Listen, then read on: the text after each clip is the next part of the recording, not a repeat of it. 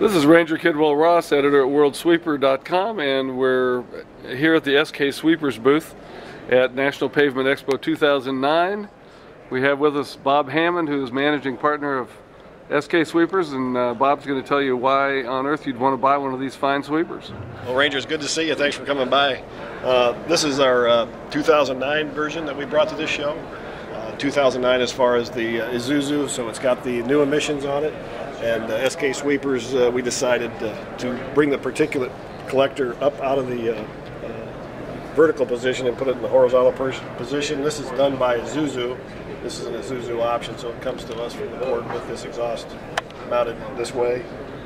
We feel as though it is important to get the particulate collector out from underneath the truck and from above the pickup head for a couple of reasons. One is for the high temperature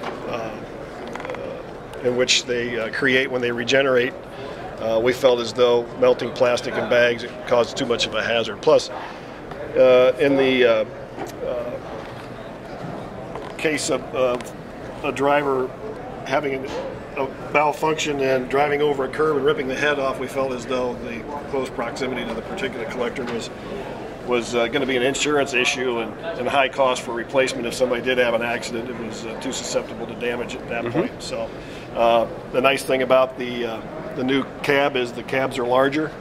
Isuzu eliminated the vent that used to be inside the cab, and they used the height to increase the height of the cab space. So the cabs are much more roomy, and they're a lot quieter than the previous cabs.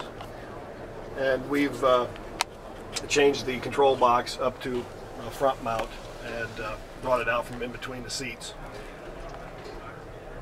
Do you want to talk about your control panel? Everything's pretty much the same on that. The horn works really The good. horn works well too with my left arm on it. And as you can see, there's it's about the simplest control there is to operate.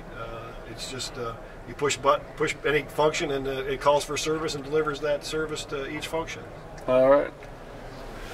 And I see we have twin cup holders, and that's one of the most important parts of any operator. We have quad cup holders.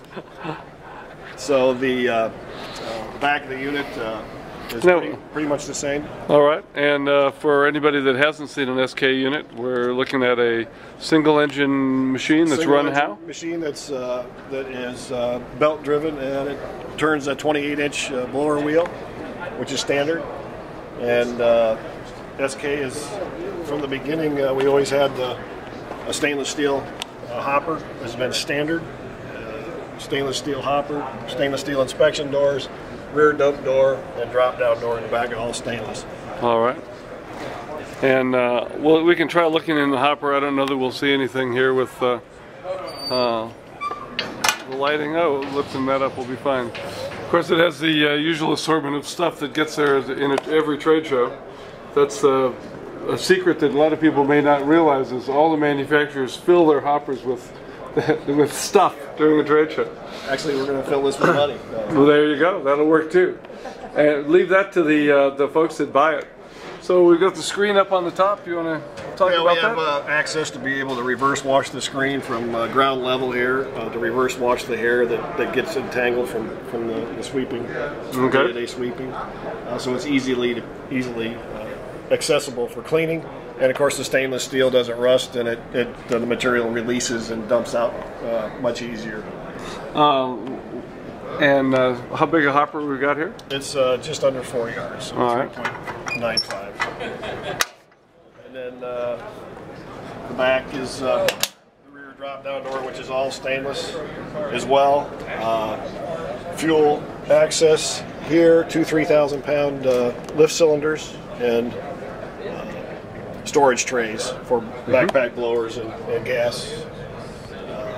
SK has cut out rear door to allow the bumpers to be mounted to the A-frame of the chassis. And not the door. Instead of the door, so it is a lot stronger. A nice big rear bumper.